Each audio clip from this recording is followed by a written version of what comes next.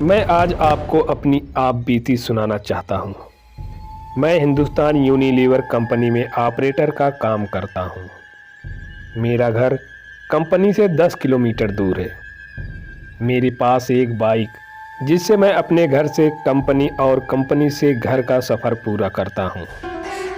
एक दिन ऑफिस से घर जा रहा था तो रास्ते में मुझे मेरे कॉलेज के बाहर एक लड़की दिखाई दी जो मुझे देखकर मुस्कुरा रही थी।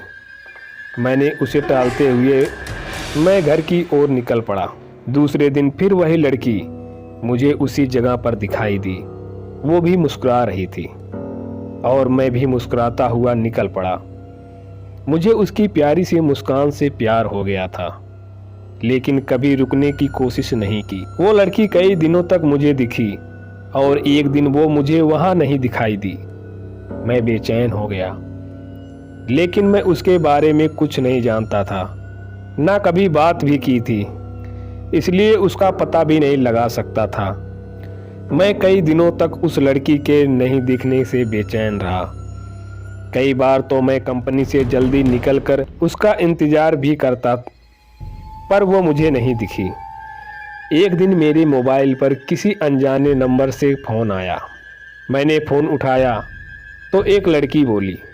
उसने मेरा नाम पूछा और वो मुझसे बात करने लगी और बताया कि मैं वही लड़की हूँ जिसे तुम रोज़ बाइक से गुजरते हुए देखा करते थे।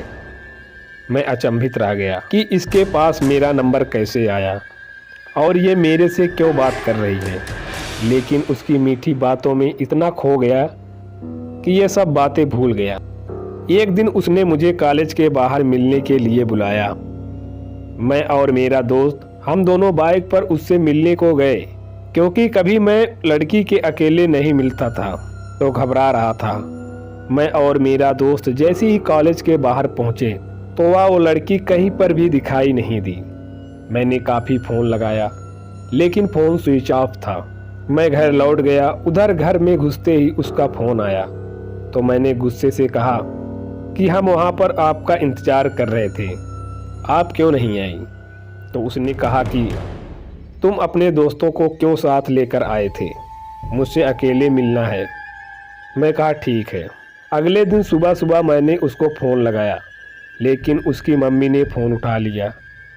मैं एक बार तो डर गया, लेकिन कॉलेज के प्रोजेक्ट का बहाना कर उससे बात करने को उसकी मम्मी से कहा। उसकी मम्मी ने कहा, पागल हो गए हो क्या?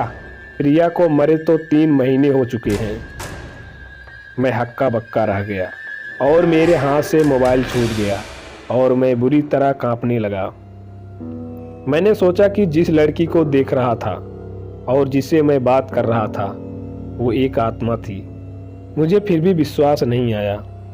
मैंने अगले दिन फिर प्रिया की मम्मी के फ़ोन लगाकर सारी घटना सुनाई तो उन्होंने कहा, मेरी बात पर यकीन ना हो तो मेरे घर आकर देख लो।